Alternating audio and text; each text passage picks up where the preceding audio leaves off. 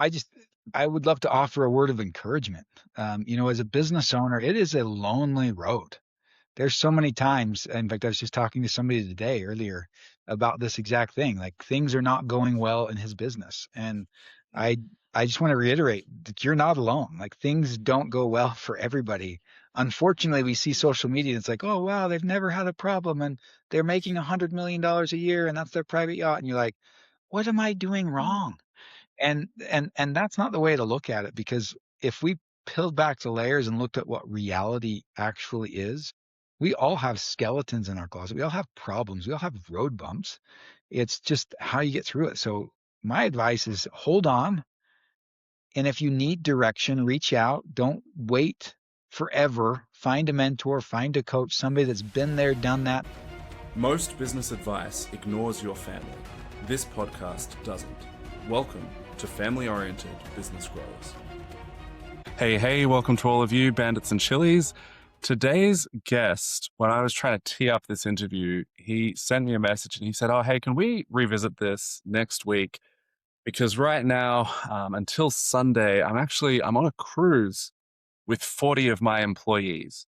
So I think that is like the perfect introduction and place to start. Thank you very much for being here, Josh Schiffman. How are you? Great. How are you doing? Thanks for having me. Great. Yeah, no, I'm doing really, really great. So I think that says a lot in very few words because it's not just the fact that you have the 40 employees, but taking them, their spouses, presumably kids, and being on a cruise together says a lot about company culture as well. So can you maybe like set the stage a little bit of what the picture is today, but work us backwards, reverse engineer through the journey? How did you get here? What does it look like? What's happening? And quite frankly, like what the heck? Cool. No, I'm happy to. And it's fun. We love it. We love our people. I'll start with the cruise part. What we were going on is what we call the President's Club. And typically with a lot of companies, it's usually focused around salespeople, like, oh, we got to take care of our salespeople, which I don't disagree with. But I've been involved in a lot of different companies, a lot of different cultures, and I've always been on the sales side because that's what I would say that I navigated to. That's what I did really, really well at was sales. But I always like had a bleeding heart for the guys that didn't get the spotlights and the accolades and all that stuff, and they were still working just as hard, maybe even harder than me with delivering the product that I was selling and servicing the customer that I was telling them about the services. And they were getting dirtier. They were working like physically harder. And so to me, years and years ago, as we built out our business, right now I co-own a pest control company that resides in North Carolina and Virginia. We have 4 branches there. And for us, we wanted to have a metric that we set every single year. We announce it in January. We start it in March. It goes from March through October. And every department has specific metrics based on their daily tasks and what they do inside the business. And we have a mark for qualifying for the President's Club trip that we do every January. And then we have a mark for bringing a +1. So we have also inside our business, we have a monthly call. So the first Wednesday of every month, we have everybody in the company jump on a call like this, a Zoom meeting. Mm. And every single branch is there, every single employee that works remote from everywhere. In fact, we have some people that are all over the world. And so we talk about the health of our business. We highlight individuals that are really making a splash that specific month. And also we give them an update on the President's Club. And so we measure that way. And then we usually will highlight those individuals via email, via our internal chat that we use as guys are doing really, really good things. They're performing. If they did something really spectacular, we announce it right after that. We celebrate it. And it's just fun to kind of see that energy. And so every year, our President's Club group grows and grows and grows. I think the very first one that we did was we took our group of employees to Hawaii. And that very first mark was 12 employees. And then every year it grows a little bit more. And so this year we choose a different location or something, a different activity every single year on a cruise. Recently, we had done a cruise prior, like maybe 4 or 5 years ago. And so we did it. And this year I think we got spoiled. We went on a brand new cruise ship. So it just touched down in the water in October. So everything was clean. Everything felt new. Everything was really good. And the most important thing is our employees just were overwhelmed by how cool it was. And that's what we wanted. We want them to be like, wow, this was amazing. Because then what happens is when they get back, they tell everybody else about how amazing it was, and it's good. So, with that being said, we had a dream years and years ago. Well, even going back further than that, when I was a wee lad, every good story starts. So there I was. So there I was, a young college guy. I had just gotten home from serving a missionary service for my church. I was planning on going to school. I was planning on being an architectural engineer. That was something that I really thought I liked. And I had these people tell me, hey, will you come out and go and do some door to door sales for us? We're going to do some home security sales. And this was way back in the early 2000s. And I thought, okay, yeah, that sounds cool. They told me that there was an opportunity for me to make more money than I could if I stayed at home. And I was raised in a really, really small farm town. The employment opportunity wasn't great. Anyways, I went out that first summer. It was way harder than they explained. Like they told me, hey, people are going to be glad that you came. You're going to sell a product that they like. None of that was true. When I knocked on the door, they were mad. They're like, what are you here for? I'm like, you weren't waiting for me. And so I got better at creating connective talking tracks. Like, how can I connect with somebody really, really quickly? They didn't ask me to come. So there were some really cool things in my own development that I learned as far as skills and communication.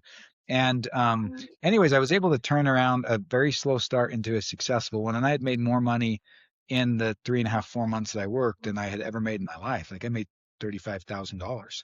That was incredible to me.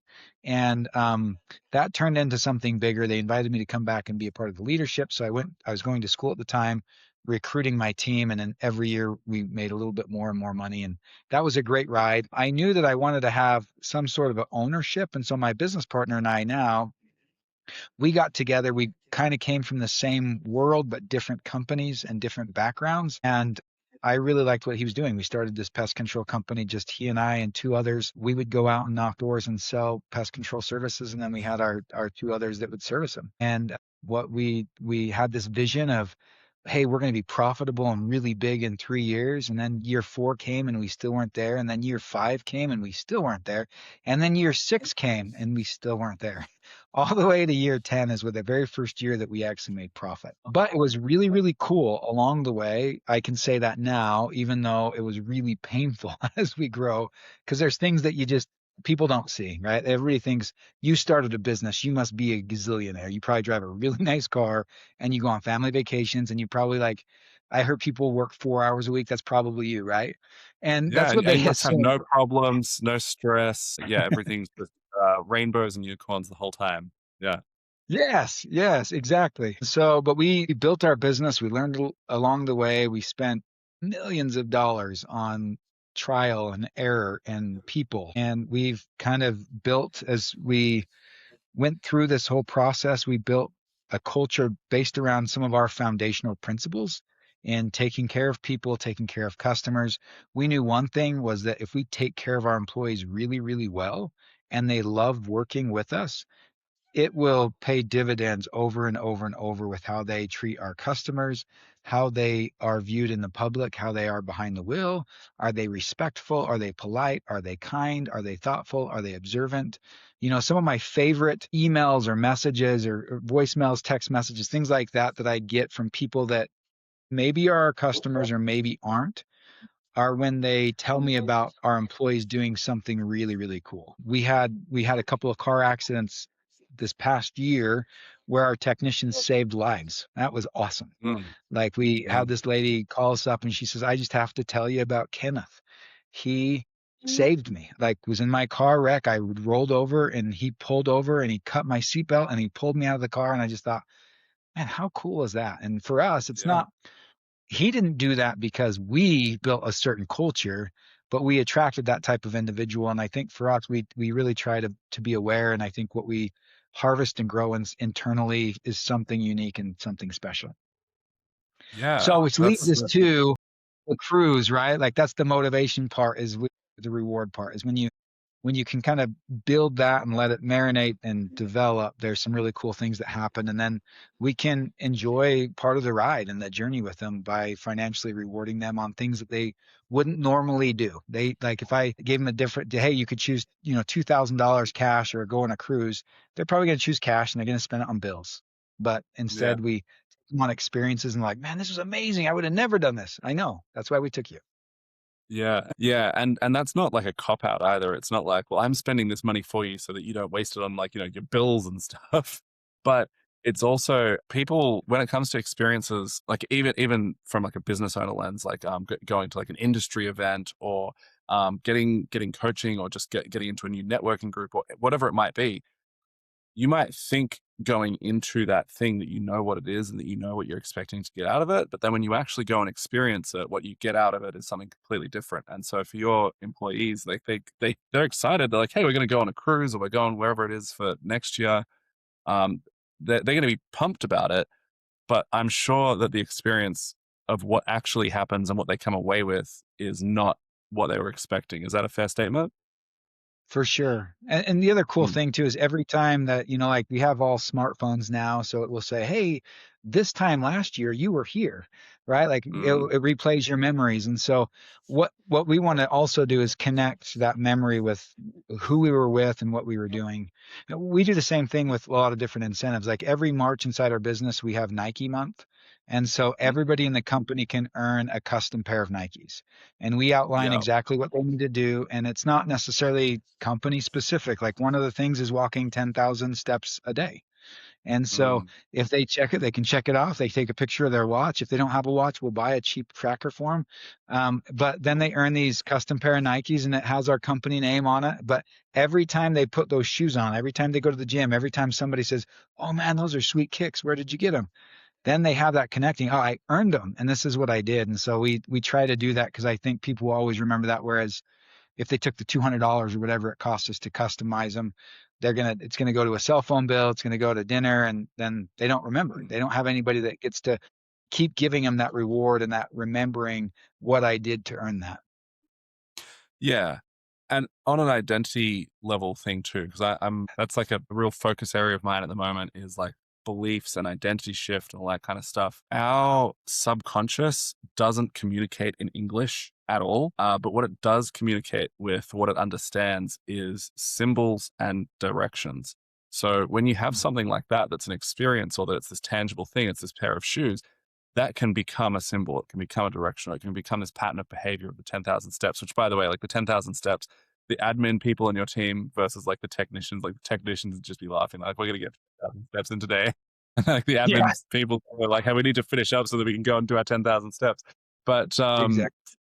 yeah, it helps to like really breathe life into your team by helping them to shift that identity, not just like within the company and company culture, but like for them of like, hey, this is a thing that I achieved and I did that by, you know, this exercise habit and the way that I was showing up for myself and for the business and all of those other things. Yeah, exactly. And we try to intertwine a lot of that stuff that we believe. Like when we feel good physically, right? And breaking through that identity and becoming the best version of ourselves. I think that happens in four parts, and physically, spiritually, mentally, and emotionally. And if we can do some of those things that really help us be better today than we were yesterday, like that's what we're trying to do, is we want people to look Yeah. back on their experience knowing that most people probably won't work with us forever Mm. because they they might have bigger aspirations than we have opportunity, but we want them to look back on it and think, man, that was awesome. And Yeah. and we do, like we get people all the time. In fact, yesterday I was filling out a reference sheet for one of our old employees that worked for us years ago, and it was cool because when I saw the email come in, I'm like, man, I remember him, and we were able to catch up a little bit on a phone call, and he's like, you know, sometimes I wish life was just simple and I could come back and work with you at Sage again. And that's exactly what we're trying to create, is opportunities for people to like, does it bless their lives by coming into our business? And if it doesn't, then we're maybe not the right fit for them. And that's okay. We know that we're not Mm. the right fit for everybody, but for those that do work with us, their family, we treat it like a family, and we do everything we can with the very first direction as, how does this affect our employees? Is this a good thing or a bad thing? And if it's a bad thing, we usually push it to the side. Yeah. Yep. Love it. Love it. So Switching to like the actual family, like looking at it from the family lens, just really quickly, the timeline that you laid out before, I think you've been married for 23 years. You've got five kids ranging from like 20 to 9. This journey of starting this business that you're running now, was that before or after you were married? After. So this is actually, I Uh, don't know if you can see this. This is my family right here. We're going to do show and tell today. Yeah, love So it. there's my family photo right there. So yeah, when we started this business, let's see, I was 30 years old and we had been married for, let's see, we got married in 22, so 8 years at the time. And we had three kids. And so we were a young family and it was a lot initially when we started. And the other crazy part too, the way that we were building it, we were heavy into the door to door program. Both my business partner and I came from that background. And so we believed that was the only way to grow business. And we were really good at it. And so Yeah. we thought we're going to lean really hard and really heavy in that. And just kind of fast forward, I don't know if we'll ever get to it, but in 2019, we actually dissolved our door to door program and have learned how to grow without it. But Mm, back then, we didn't know any different. If I had a marketing person that called us and said, "Hey, you guys aren't showing up on Google. We noticed you had some really bad one-star reviews." I'm like, I don't even care because I don't need them. Yeah, they're going to complain because I rang their doorbell at 7 o'clock at night. Sorry, I didn't know you were going to bed at 7 o'clock. Normal people go to bed at 9:30. So, anyways, with that being said, we relied heavily on door to door, and we also know that like we were from Utah. A lot of the guys that we were hiring were from Utah, and door to door is a really emotionally hard job. And mm, we knew that if you connected that with being close in proximity to your home, the chances of them quitting went really, really high. And so we mm, knew that we needed to move outside of the state if we're going to hire some of these guys from this area to go out to these different markets. And so that's when we realized we needed to move. And so in 2011, 2012, well, 2011, we decided we needed to go to a new market. And that's when we did our market research. I can answer that question another time, but we did a ton of data mining, a ton of market research because we had certain metrics that we were interested in for us. And we were probably a little bit too analytical for most people, but this was the process. This was what we decided to do. And we ended up landing our home in North Carolina, and so that very first year, we had an office in Utah and an office in North Carolina, which is not a easy, quick hop in your car drive. It's across the country. And so we spent, I would spend 2 weeks there and then 2 weeks at home. And my business partner and I, we would switch. So yeah. 2 weeks on, 2 weeks off. And that was that very first year that we were doing that. That was really hard, like being away from your phone. And we had FaceTime and stuff, but for me, I had young kids and we Yeah. have a really strong like family connection. We do things together as a family. We pray every night together as a family. And so that was hard not to be there. We tried to do that as much as we could with technology, but that created some hardship inside our business. In addition to that, I would be considered, if people are listening and they know much about door to door or heard about it, I'm considered like an OG, the old dogs. And so they work different hours than they did back then. Like back then, we would start knocking doors at 9 o'clock in the morning, and sometimes we'd go until 10:30 or 11 o'clock at nighttime. And so, and we would take a lunch, and I'd have these cargo shorts that had like the pockets on the side. You know, you pat your thigh and you got a pocket there. You can, most people, like when you were like little kids, we were like, oh, we can put a pocket knife here on the side. No, that's where we put sandwiches. We put our sandwiches and like fruit snacks and string cheese just so that we could eat in between the door, because we were like hardcore. We needed to get as many doors knocked as in a day as Mm, possible. And anyways, that was hard, like being away from our family. And so and that wasn't year round. Our big months were April through like September. And so during that time, even during the regular daytime, like I didn't come home at 5 o'clock to have dinner. Like I would get home mm, after the kids went to bed, and I would probably leave before they woke up. And so there was a mm, lot of times, the only times that I would see my kids, I've chosen personally not to ever work on Sunday. And mm, so I had my time with them on Sunday, and that was pretty much it. And then when I was in North Carolina, I didn't see them on Sunday. So that made it even a little bit difficult. But we Yeah. recognized as a family that this was something that we chose to do. And we knew that this wasn't a long-term decision. This was Mm. people always ask me like, how do you balance your life? I'm like, I don't ever believe that there is balance. I think that that's a false idea because Yeah. where I lean hard in one thing, I have to take away. I only have a certain amount of time and energy in my life every day. And where I lean in one, I can't be like, oh, I'm going to balance something over here. It just doesn't happen. And so we created different habits during that time to try to get the most amount of time in front of each other. And so we spent a lot of time winter going on ski trips and spending that time during the off season is what we call it, where I'd be able to have time with my kids. And anyways, so it's needless to say, as a growing business, it was really, really hard for a family, but we knew that it was going to be shorter rather than longer. Like this wasn't something like, oh, this is every day for the rest of our life. Tired. Yeah. Yeah.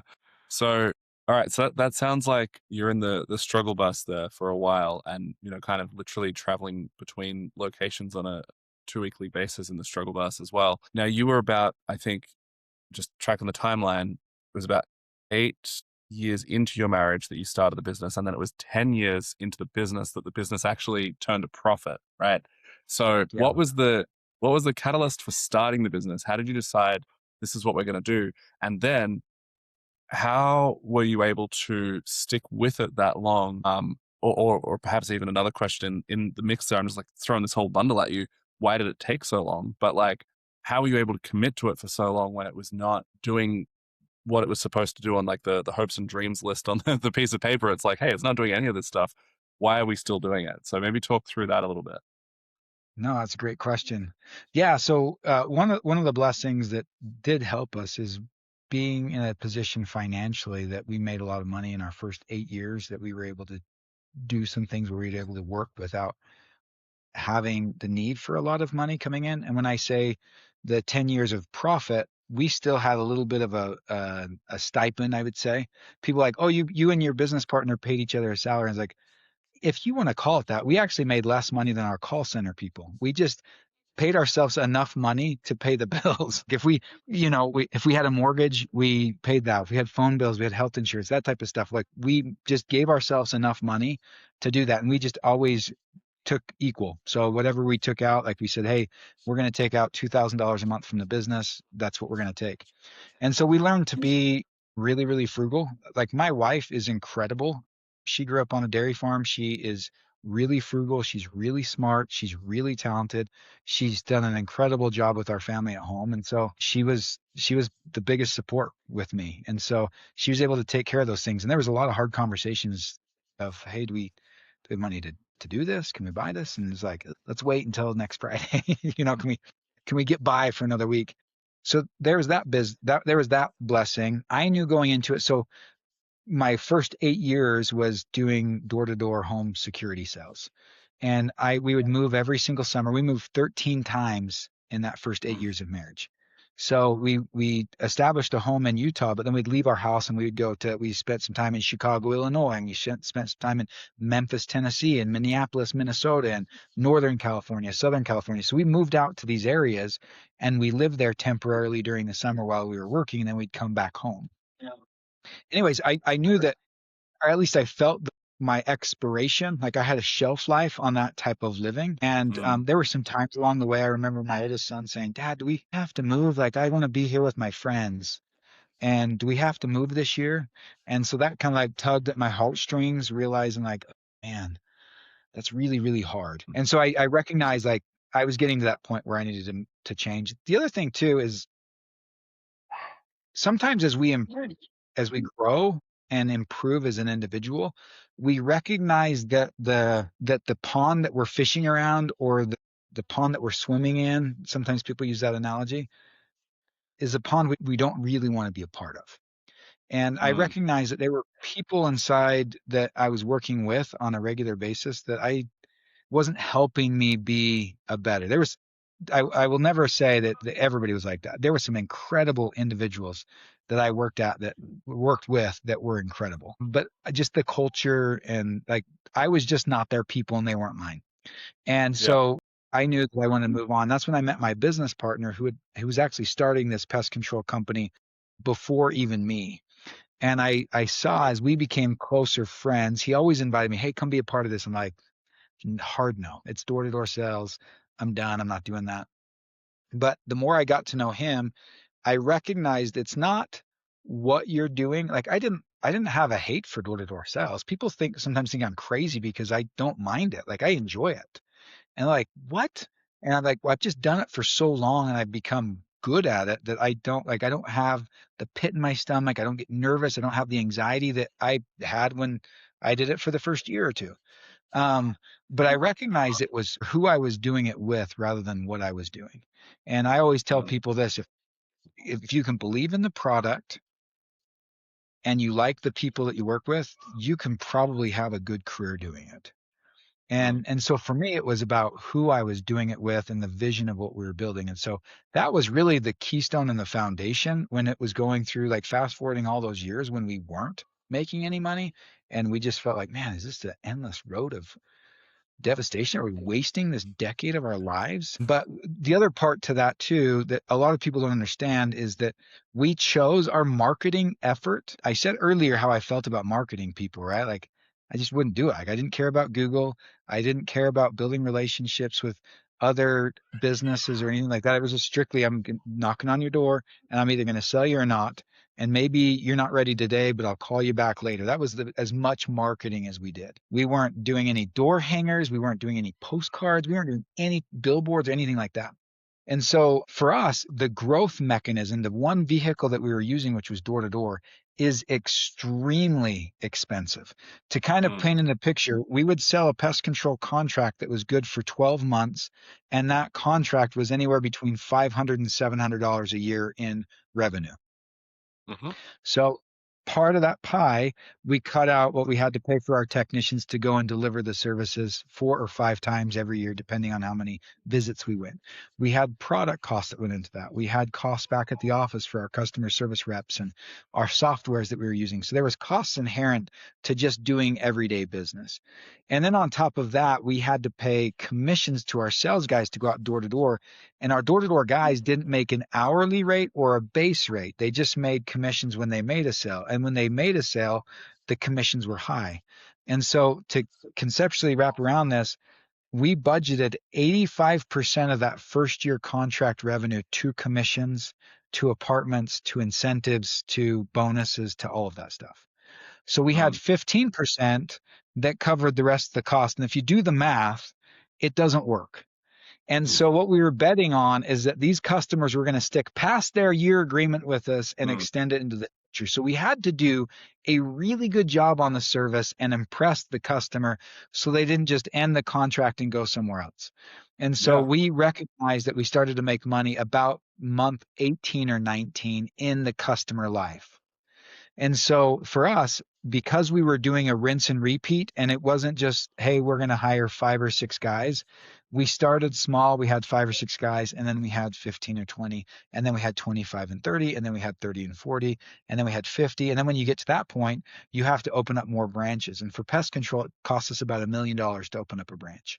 And so we were opening up branches and we were hiring more people. And we got to a point where we were doing 100 to 120 door knockers every summer, Yeah. and we were cutting a lot of big checks. And so growth was happening, but profit was taking a back seat over and over and over again. And it's like this carrot that you're running after, trying to catch, and it's just out of arm's length. And so for us, the motivation that came is with home service businesses, especially in our space with pest control, the value of them is high. A lot of Mm, strategic or larger companies are looking for to come in and acquire your business and just funnel it underneath their big conglomerate. And so our business, even though we weren't making any money, we could turn around and sell the asset for a lot of money. And so mm. that's kind of what helped us carry on. It's very similar, like you have a house, you're paying a mortgage on it, and you don't realize the appreciation of the value until you sell it, but it has a value. It's just not bringing any money in the bank. And so that's the reason why we were able to look at that. And Yeah. and then when we switched this, we turned the switch in 19. We decided that that was going to be our last year of door-to-door sales. And we had a good group of door-to-door sales managers, regional sales managers, trainers that had worked for us for years, some of them 5, 6, 7 years. And we said, hey, we're shutting this down at the end of this. And that was a hard goodbye because that's what they were used to. And they went on and did door to door and some other different venues and stuff like that. But that was like a hard breakup because they were like family and we were like cutting off that arm of our Mm, business. But from a business standpoint, we'd built up all of this revenue and now we didn't have to use this war chest of cash to pay commissions. And so the, 2020 and up was really, we call it the salad years. We had yeah. that good high profit margin. Both my partner and I were able to take a lot of money out. My wife and I were able to build our dream home. Like just a lot of cool things that we were able to do. We were able to travel. We were able to, do some things that were kind of put on the back burner that we couldn't do up until this point. But knowing what I know now and rubbing shoulders with, guys like you and other people in some of these coaching and facilitators, like learning from them and understanding some of the things that they do inside a business like rattled my brain. And so as we've implemented some of those things inside our business, I just like I want to take my old self. If I could build a time machine and go back and grab my head, and I don't know if you've seen like the Avengers, when like the Hulk takes the Thor's brother, whatever, and he's like slamming him back and forth. If I could do that to my old self and say, you got to listen, marketing works. It doesn't have to be door to door or nothing. It's not all or nothing. Like do all of this stuff. We would have been in a different scenario than we are now. And this is what we're learning now that we're no door to door at all is Mm, we're learning some really cool pieces to grow our business, especially the size it is, because as big as it is, it's hard to grow when you factor in attrition and all of that stuff. And so mm, for us, we're able to grow and we're able to do it in a way that strategically is way smarter. We don't have yeah. this anxiety with our technicians and trying to get this mad rush of all these customers. I mean, just to kind of as perspective, we would put on 3 or 4 or 5,000 new customers in 4 months. And so having the Mm, technicians driving their trucks around, like trying to get all these things serviced, and then we're trying to figure out the routing and all. I mean, it really was crazy. And other companies still do it. We've chosen not to do it. And I feel like we've gotten that Mario mushroom, and now we're like big Mario. And now we have more superpowers that we can use to be a little yeah. smarter and wiser. Yeah. Yeah. Love it. So, I mean, the thing that the thread there that was really working in your favor that whole time was focusing on the back end. You obviously understood that right from day one, that if you were building with the back end in mind and focusing on that, repeating business, etc., where you don't have to keep paying for new customers, that would eventually pay off. Just obviously took a lot a lot longer than you would have hoped. So right now, what's your main marketing levers that you're pulling? And in that scenario of going back and shaking your old self around, um, at that stage, because maybe the answer is different to today, it might be the same, I don't know, but like what would you have suggested to yourself maybe like 10, 12 years ago to be doing in marketing then that maybe you're at a different stage for now? That is a great question, if I don't say so myself. Can't wait to hear the answer in like 14 seconds from now. Just wanted to jump in and let you know about the free time audit designed specifically to save 5 hours per week for parents running cleaning businesses. It takes about 2 minutes to complete, and you get your time-saving results straight away. To get your free time audit, join our Facebook group via warplan.au, link in the description. Now, what was that cliffhanger question again? What would you have suggested to yourself maybe like 10, 12 years ago to be doing in marketing then that maybe you're at a different stage for now? So we have like 17 money levers, marketing Yeah. levers that we. So I'll just give you a couple and what we would do. But one of the ones is really nurtures like fully engaging in the relationships that we had.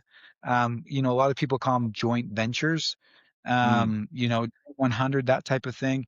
Yeah. For us, I would have made a list of all of the people that right now we categorize them as evangelists, like people that speak our brand, people that want to tell people about us even though we're not asking them to tell us about us.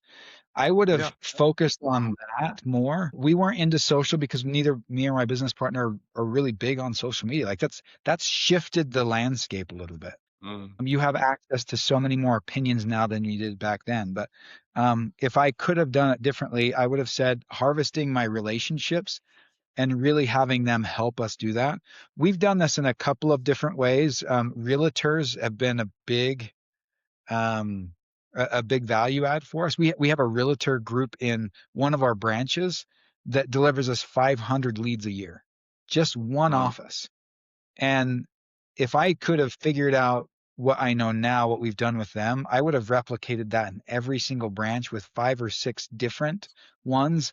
And the way that we gamify it, the way that we hedge them against each other and call them up like, hey, Mark, John over at ABC Realtor, his team is smoking yours. Like they have like 25 more leads that they've given us than you guys have. I don't know if you want to say anything in the meeting, but I'm just telling you, if I'm saying anything, these guys are kicking your butt. And then what would happen is you'd be like, no, we're fired up, right? So you'd go into your meeting, whatever that is, and say, guys, we got to do more. So that's what we've been able to figure out there. There's some really fun ways that you can do that creatively it doesn't cost us anything. The other thing too is I wish that I would have gone into like with my relationships. This was a principle that I feel like is shared all the time. It's like the karma thing, right? Do good to people and it will come back to you. And sometimes it's hard to work with that because you think, well, am I doing good because I'm selfish and I want things to come back to me? Is that the whole reason for me being good? But it really is true. And when I've shifted the focus of, hey, I want to bless your business. I'm not in it to say, hey, Mark, you scratch my back, I'll scratch, and I want you to scratch mine. Like, well, you send me a referral, I'll send you a referral. It's like tit for tat, right? Like, I've approached it to say, hey, Mark, I've noticed things that you've done really well. We probably have some customers. If they ask us or we have a conversation and they could use what you offer, would you be cool if I just sent them your way? As I've done that with my relationships, I know in some way or form, somebody's going to do something back for us, but I don't Mm. look for it. I'm just like, you know what? That's going to be bonus. That's going to be the whipped cream and cherry on top of the milkshake. Yeah. I'm not going to decide how big that or little that is, but I'm going to do those things. And if I wish that I would have harbored and harvested those relationships more and been creative in giving them stuff to give out or giving them things to say or activities for them to do. The Mm. second part is I wish that I would have told myself, concentrating my efforts on a smaller area. You know, some people will say be 1 mile, 3 mile, 5 mile famous. Some people call it Mm. puddle jumping. For me, I wish that I would have said, man, let's coordinate all of our efforts into one specific area and watch that happen. And now that we understand that, we've done that with a lot of multiple channels. And I bet we're 10 or 12x on what we get out of it in a much smaller area. And it only does good Mm. things for us. It's like for us, we're going out to these homes on a regular basis every 3 or 4 months. And so route density in our business is really important. We want to have the least amount of windshield time for our technicians as possible.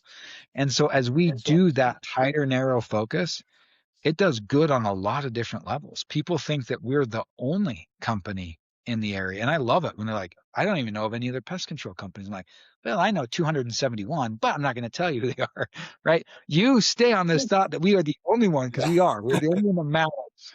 Um, We don't have to be the so, only and one in the world, but we're the only one in your world. that's right. That's right. I love that in your world. And then the last part is referrals. Like there's some really cool tools out there that you can use. I think in the past we'd always tell people we have referrals, but we didn't know how to ask him. Like, well, I asked Mark already if he had referrals, and if he has anybody interested that might be interested in working with us, like it's not a big deal. But if they are interested, just pass it along. And when you hear that, you're like, yeah, sure, yeah, and then you forget about it.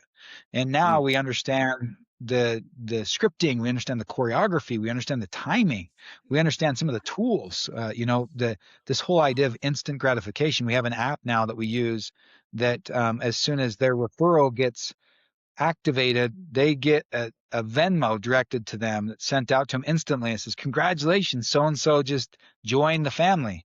And like for them to fill that, they're now more motivated to do additional ones. We have a couple of people that have given us 13, 14 referrals in a week. because they're Mm. like, man, this is great money. Those are the evangelists, those are the HOA presidents, Yeah. those are the people that know everybody. And they're like, so for Yeah. me, I would have spent more time on those three things, even though we have a lot more than. Mm.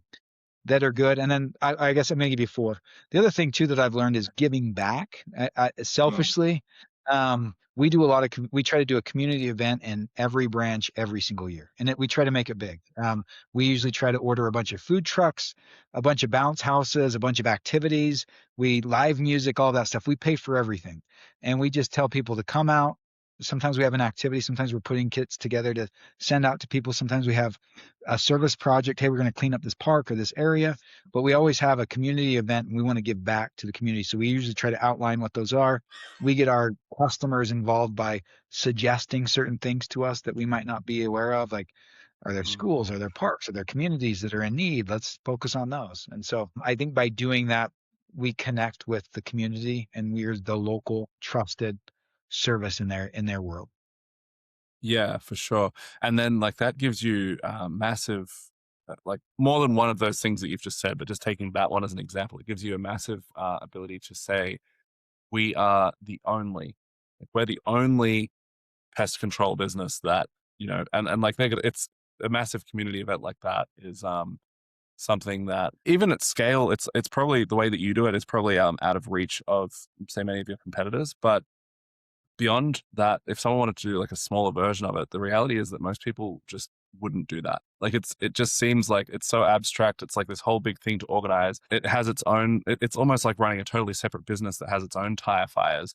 Whilst like I'm over here and like our business has, like I don't need to create more problems for us by doing this, but that kind of thing is a real point of difference where everyone is going to say like, oh, but our customer service is the best and whatever. It's like, no, this is like genuinely like this is a huge point of difference that distinguishes our company from the next one. So you kind of touched on the struggles of that period and I'm sure there's been many other struggles as well from the family lens. When was it hardest for you? I know you don't like the word balance, and I'm not the biggest fan of it either, but like, we'll just use it as a placeholder term unless you can think of another one. But like that sort of work life balance, that family balance, when was the sort of season where that was the hardest, and what was the key for you to get past that? Oh, good question. I think in our early growth stage was the hardest.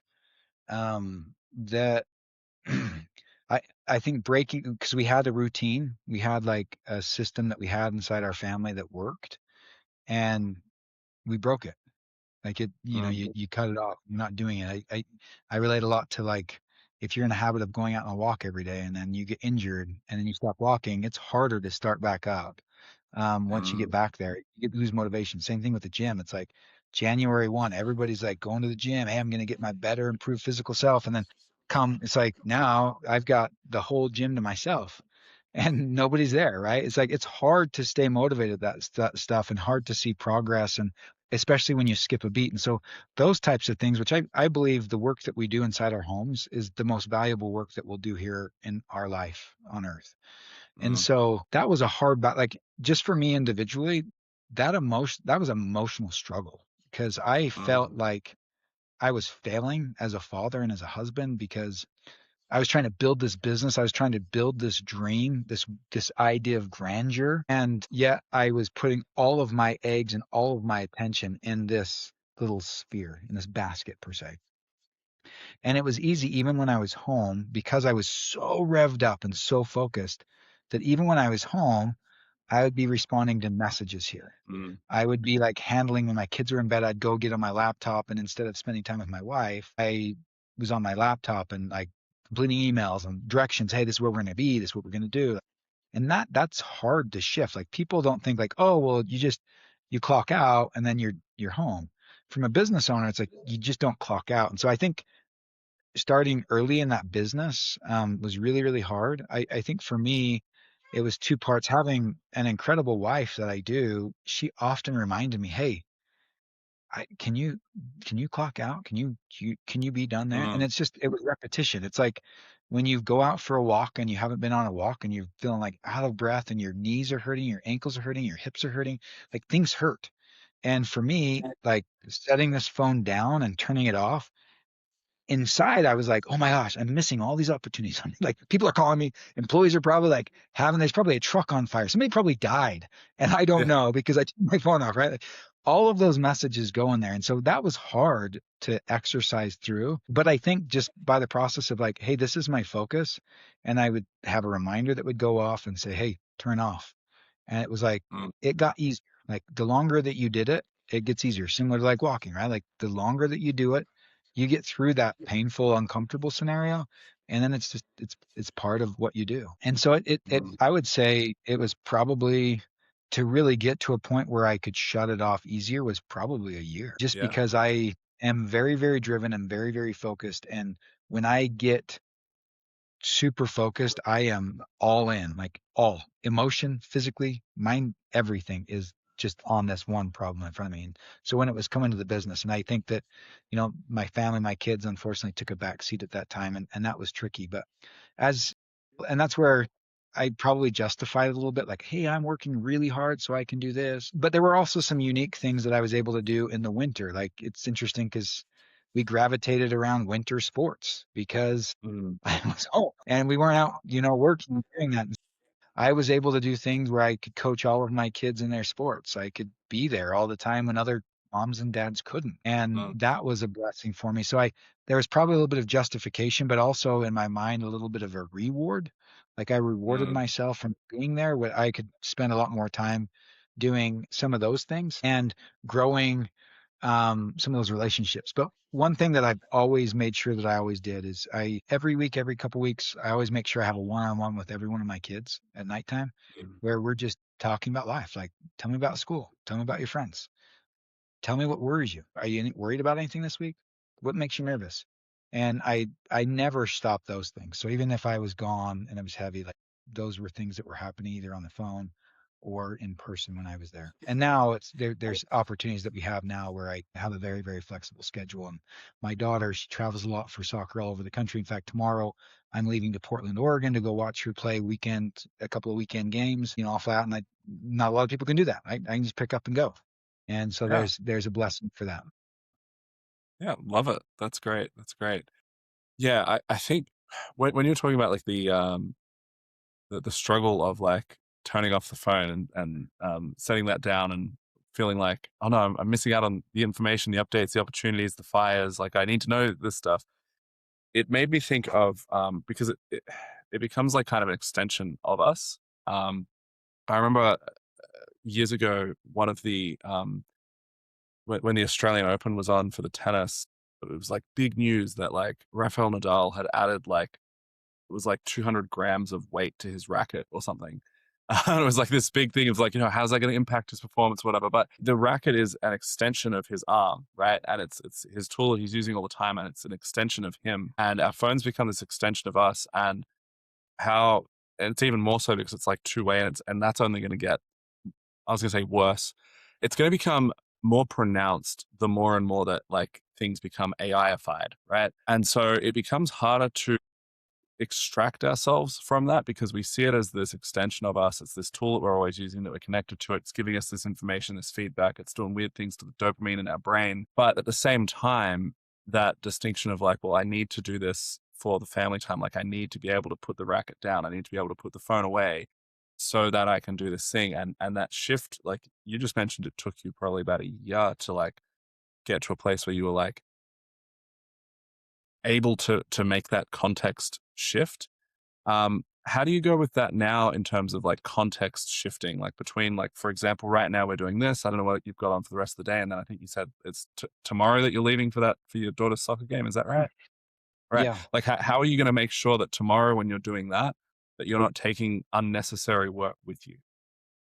No, that's great. So for me, I use it as a schedule and I plan my day around those things. So for instance, I love being with my kids in the morning before school. I love to make them like people say, your kids are so spoiled because I make scrambled eggs, I make omelets, I make pancakes every single morning. And I love that. Like I enjoy doing that. People are like, that's Mm, so it's work. I'm like, no, I get that, but I love it. I love doing it. And for me, it's time that I get with my kids. And so every morning I am up with them. I'm making them breakfast. We're having conversations. We're talking about homework, and I'm so invested in their life. And a lot of times I don't bring this out of my room. I leave it down. I just set it down and I ignore it. And then I have that time with them. And then I drive them to school. I drop them off. I'm able to give them a hug, give them a kiss, tell them how proud I am of them, wish them on their way. Like for me, that is the start of my day. And it's Mm, awesome. And so, but people are like, well, when do you work out? Like I used to be crazy where it's like I wake up at 4:30 and then I would go work out and then I'd meditate and do all this stuff. And I do all my personal care during that time. Now where I have a different flexible schedule, I don't have to wake up that early. I wake up right before my kids and then I'm with my kids and I get to talk with my kids. And then after they go to school, that's when I go to the gym. And I've blocked mm, off that time in my calendar where from this time to this time, I'm at the gym. I do my spiritual study, which I study my scriptures and I meditate and I work out my physical body. That's a non-negotiable for me in the mornings. And mm. then in the daytime, I usually spend Tuesday, Wednesday, Thursday with my meeting days of like this is my high item that I've got to take care of. And so I block time out for that. If it's something that needs my attention, I'll extend that. So if my meeting is an hour or training is an hour, I'll usually take 30 or 45 minutes to kind of break things down, write down notes, highlights things that I want to continue that idea on. And then I just have a kind of a schedule that I follow. But I prioritize. So like when we plan, we have a bunch of apps that our kids' sports teams are on. So my daughter's not the only one. I have several athletes in my family, and we have a lot of different soccer and basketball and baseball and flag football and skiing, like all of these things that we're doing. And people like we're crazy. If you looked at my calendar, you would think I don't know how you do that. And we're only able to do it because we are mom and dad. We do both drive, and I have two adult sons that are drivers as well. And so sometimes getting them to practice things like that, that's how we do it. But when I schedule things like that, I now prioritize all of my kids' events, meaning not practice, but games. Every game I prioritize them on my schedule. So if somebody wants to have me come to a podcast or somebody wants to do a one-on-one business, like I look at my schedule, I'm like, oh, I can't do it then because I'm going to be at a game. Like I put that first and everything kind of works its way Mm. around that. There's been a hard I do some private consulting and I will say that in all the years that I've done stuff like that, there's been only one person that it didn't work for. And that was hard because it was a really high ticket project. And I turned it down because it was either that or be with my family. And for me, I've chosen my family first. And Yeah. so that's the other thing that we've done. When I schedule, I schedule my kids' things first and then everything else kind of funnels in. And granted, now I will say this, like a lot of our kids' stuff are later, like in the day than earlier. So there's that kind of massages fine. Mm. Yeah. That answer your Yeah. question? Was that the full It question? Did does. I It answer that? does. It does. Well, the key thing I'm taking from that is you've made the choice about like what the priority is, and I think I was gonna not ask this question because it's a rabbit hole, but since you've asked if that answered it, I'll ask this question. um, was that a shift? Was that like I feel like that has to have been a shift because of the season of your life that you were in during the struggle years where you were growing the business. Um, you didn't have the luxury of scheduling your life, anchoring it around kids' sporting events, etc., as you are now, right? So, in making that shift, because that's an identity shift as well, was that a struggle for you to shift from being, Josh, the business first guy, to Josh, the family first guy? And like maybe that's not even how you see it because it was like always sort of family first, but you know what I mean in terms of like actually prioritizing on the schedule this soccer game, this flag football game, whatever, that's like the top priority and everything else is falling around that. I think it's easier said than done, to be honest. Mm, Think that it really is. Like we all say like, "Oh yeah, we do this and this and this." And for me, that was part of the reason why I did what I did and sacrificed earlier on. I mean, I that's the hard part is people that are listening to this, they might be in different stages of their life. They might be older than me and they have kids that are already so busy. They might for us when we started so young, my kids were young enough that they weren't so busy. And one of my goals was to work really hard and really smart and take risks early on. So I had the upside of all of those things so that when they were this age, I would be able to go to all of their events, whatever those might Yeah. be. And so when you got there, like when that shift needed to take place, it is hard to say like, Yeah. well, gosh, I mean, to give you an idea, we are an 8-figure a year business, recurring revenue. And so we're a pretty big business. And for me to say like, oh, well, gosh, we could probably add a few more million a year. That's kind of cool. Right. And so for me, it's like, okay, well, I could do that, but I have to ask myself, well, what's the goal? Like for what? Mm. What is the purpose? Right. Like, and that's something that when people say, hey, give me some advice, what would you do here? I say, well, what's your goal? Because your goal and your vision, like what you want your life to be, could be entirely different than what my goal is. And Yeah. it doesn't have to be the same as mine. You might look at me like, wow, you've got a really, really cool life. I agree with you. I do, but you might not like what I do. You might not Mm. like sitting on the sideline of a soccer game at 40-degree weather when you're freezing cold. And you're like, that doesn't sound like any fun to me. You're right. It's if I told myself, my younger self, if I was doing that, I'd be like, that doesn't sound very fun.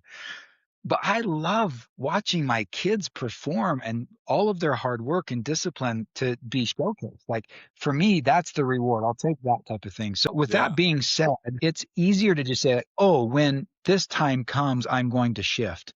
And so Mm. something that I made a habit of doing is making sure that I was checking in.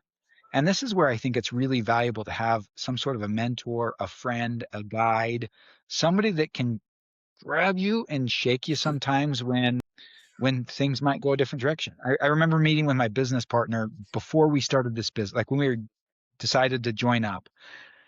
My worry was, I remember telling him this, Brandon, that's the name of my business partner. I said, when we make all of this money, will you make sure that it does not change who I am?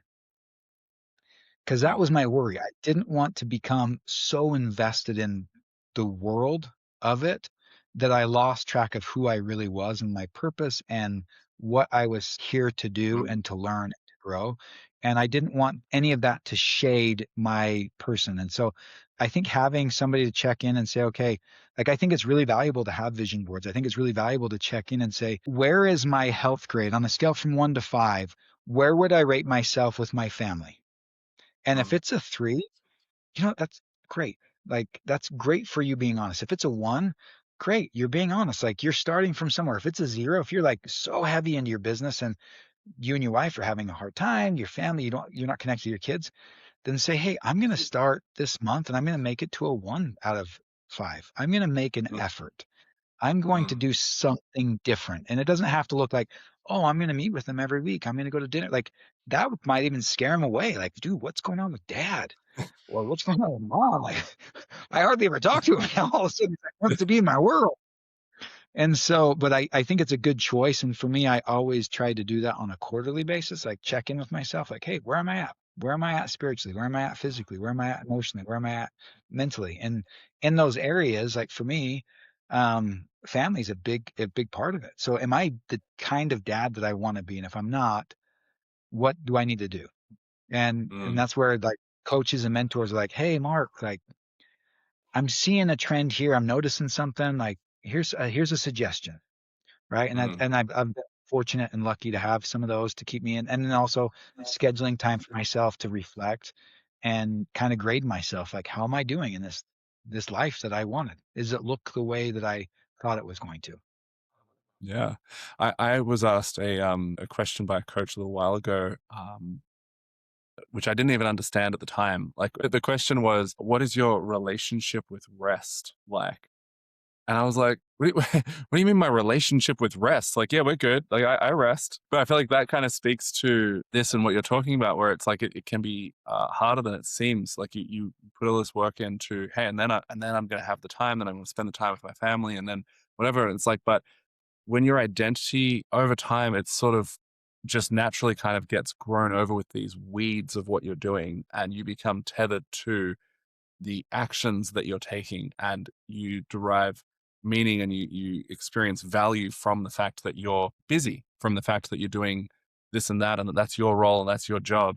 And so then when you try and strip some of that back, it's like, but oh, hang on, like that was that's kind of what I thought was entangling me and keeping me from my family.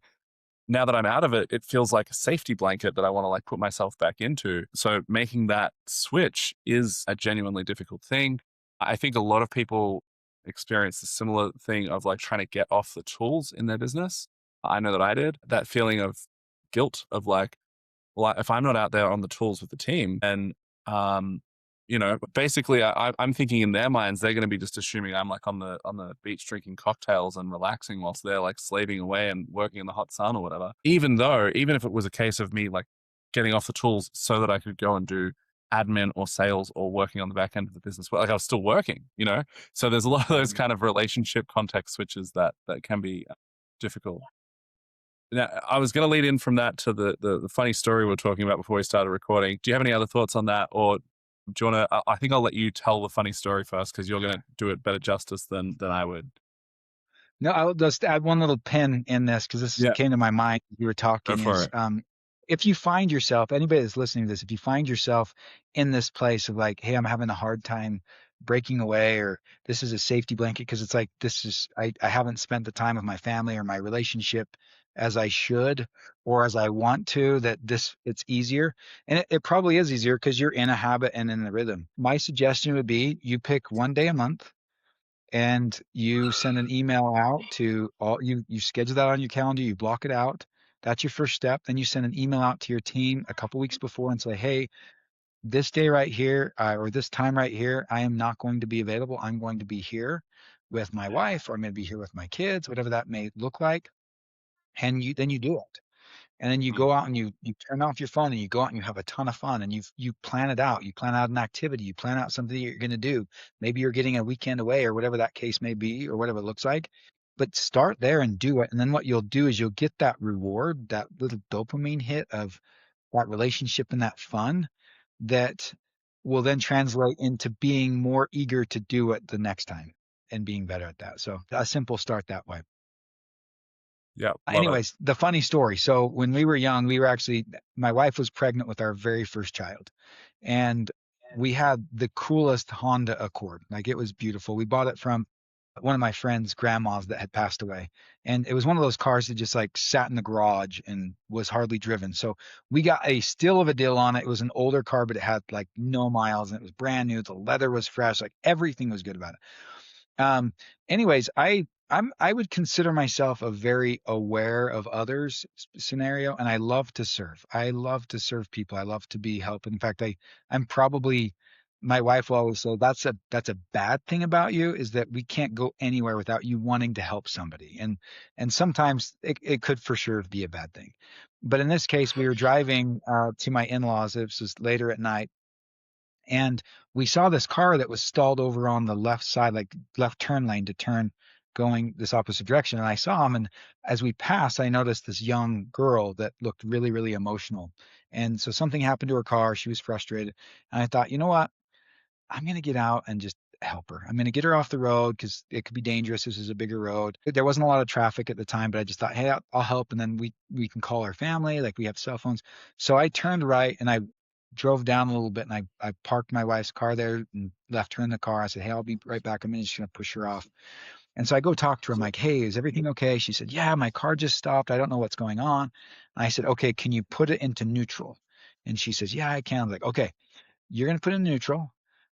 Turning left is not an option because that's going uphill, but we're going to turn right. And if you can see my car right down over there, I'll just have you like you can pull kind of right up behind it and then we'll shut your car off and will wait here with the police officer or with the towing company or your mom and dad. Like, can we call them? She's like, well, I've called and left messages. I'm like, okay, cool. We'll keep trying. I'm here to help. Like, do you have any questions? And she's like, no, this is so nice. Thank you. So I get behind and I'm pushing this car.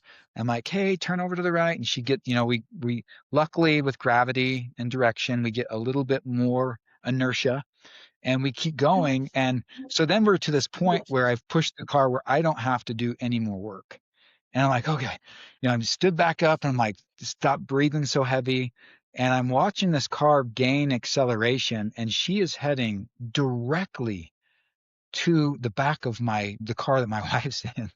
And I'm like, no, no. And she comes down and just runs right in the back of our car. It was like she didn't even attempt to press on the brakes. And it slammed into our car. And my wife's like, she like, I could hear the slam and I could hear the scream. And so I'm like running down there and I'm like, babe, are you okay? She's like, oh, that hurts so bad, and her car was like kissing the bumper of my car. And I'm like, oh no, what that just happened here? Anyways, police officer came, checked the brakes. They worked fine. She was like, I don't know. She's like, maybe just so frustrated and anxiety and nervous and stuff that she thought the gas pedal was her brake. And so obviously when she's pushing down, she's like, the brake just didn't work. I'm so sorry.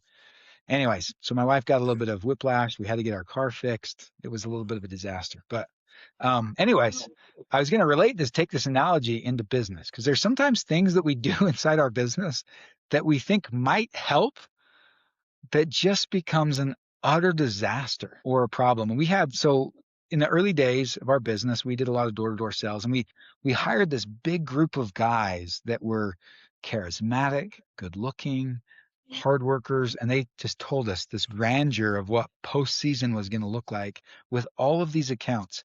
But we just had to do this one thing. And we said, okay, like tell us about it. Like we're ears. And they said, you need to drop your initial price to $1. Like everybody's gonna say yes. We did this with the group we worked with last year, and this is gonna be amazing. So we're like, okay, well, like we're willing to give that a shot. So when you think about that, we normally charge anywhere between $125 and $199 for an initial, and we're dropping all the way down to $1. So it's like a no-brainer, right? And you think maybe if you're a consumer, you're like, oh, if somebody would have knocked on my door and said $1 for the initial service, I would have said yes all day. Um, anyways, we had lots and lots of yeses. But in our company's history, that attracted the absolute worst customers, the customers that had the most complaints, the customers where we didn't do anything right. Like it was miserable for everybody in the business. And so, as much as we thought, like as much momentum as we were going to gather, all the sales coming in, I'm like, counting dollar bills. Let's go into the meeting like this, like just living it up, telling my wife how amazing things are going to be. Then attrition happened and the experience happened. It was an absolute train wreck. So if you hear that and you have some of those ideas like, oh, we can adjust this way, just hopefully keep that story in mind. And when you are helping, don't stop helping people. It's good to help people, but you also should analyze all the scenarios before you just let go. Yeah, the Hopefully momentum that's in how that you. scenario that you, yeah, no, for sure. You built up the momentum in the business, and then just steered it directly to be able to crash into your own car, right? Like just yep, crash. Here's a bunch of the worst customers, attracting the low ballers and all that sort of stuff. Yeah. What like I'm glad you thought it was a funny story. Like when you first told me it as a funny story, I was like, I guess it's funny. It's also just like terrifying. It's like, oh my goodness, like, pregnant wife in the car, whiplash, like anyway. But I immediately can think of like half a dozen things that metaphor fits in with my business, right? I just feel like it's such a relatable metaphor of like, I was doing a thing that I thought was the right thing. I put my back into it all so that I could just crash into my own car. Yeah. Yeah. So no, thanks very much for sharing that with us, Josh, and thanks heaps for your time. Any final thoughts, and also how can people reach out and get in touch with you? Oh, you bet. Thank you. Um, no, I would love to offer a word of encouragement. As a business owner, it is a lonely road. There's so many times. In fact, I was just talking to somebody today earlier about this exact thing. Like things are not going well in his business. And I I just want to reiterate that you're not alone. Like things don't go well for everybody. Unfortunately, we see social media and it's like, oh wow, they've never had a problem and they're making $100 million a year and that's their private yacht. And you're like, what am I doing wrong? And that's not the way to look at it because if we peeled back the layers and looked at what reality actually is, we all have skeletons in our closet. We all have problems. We all have road bumps. It's just how you get through it. So my advice is hold on. And if you need direction, reach out. Don't wait forever. Find a mentor, find a coach, somebody that's been there, done that, maybe one or two chapters ahead, maybe 10 feet ahead and just pick their brain, buy them lunch, ask them like their advice and get direction and take their advice because they've been there and they've done that. And my words to him are the same things to you guys is I've been there. I remember the lonely roads. Nobody knows, like as a business owner, that you skip meals or that you skip paying your own bills or that you mortgage everything for this business to work just to meet payroll. And that you don't get an applause or a thank you note at the end of the day for that. Like that is a hard road to follow. But if you have a good vision and you have a good product and you keep working hard, good things will happen. And so hold on there. It's coming. Yeah, keep working hard. And then if anybody has any questions or wants to reach out, I'm always open to chat and to give you my philosophies in life and maybe even a funny dad joke. Now that I'm saying it, I can't pull one off. I'm like blanking, but they can reach me. My email is josh@mytribos.com. So MYTRIBOS.com. Yeah, feel free to email me if you have questions. If not, I hope your life with your wife is awesome. But I hope that your life is awesome. I hope it's filled with lots of great things, and I hope that you feel successful, especially this year. This year's going to be amazing. 2026 is already off to a good start, and I think you're going to make it even better. Yeah, beautiful. Love it. I mean, happy wife, happy life. I'll chuck the email in the show notes as well. And yeah, once again, just thanks heaps for your time and for all the nuggets that you've dropped. Cool. It was nice to talk with you, Mark. Have a great day. If you enjoyed this conversation, you'll love our Facebook group for parents running cleaning businesses. Easiest way to find it is via warplan.au. Catch you in there.